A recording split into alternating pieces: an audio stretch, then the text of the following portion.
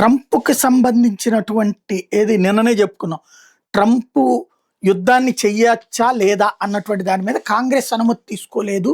కాబట్టి నువ్వు సొంతగా నిర్ణయం తీసుకోవడానికి వీల్లేదంటూ సెనెట్‌లో మొన్న ఒక తీర్మానం పెడితే 52 మంది సభ్యులొచ్చేటప్పటికి ట్రంప్‌కి మద్దతుగా ట్రంపు ఇప్పుడు ప్రత్యేకించి అర్జెంట్ అవసరం పరిస్థితుల్లోనే యుద్ధం చేశాడు తప్పించి అనుమతి తీసుకోకపోవడంలో తప్పేం లేదని తెలుస్తా 52 మంది 48 మందేమో ట్రంప్‌కి వ్యతిరేకంగా చేశారు.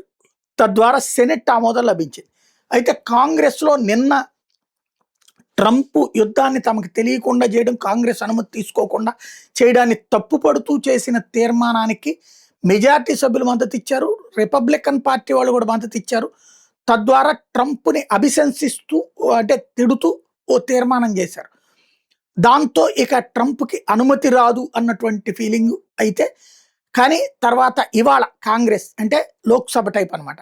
వాళ్ళు ట్రంప్ చేస్తున్న యుద్ధానికి మద్దతిచ్చారు.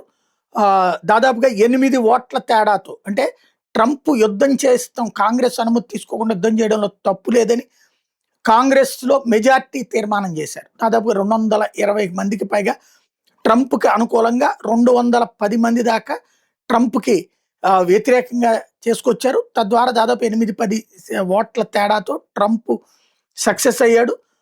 అంటే ఇప్పుడు ఇక ఎంత యుద్ధం చేసినా సరే బడ్జెట్‌కి ఇక ప్రాబ్లమ్ లేదనమాట.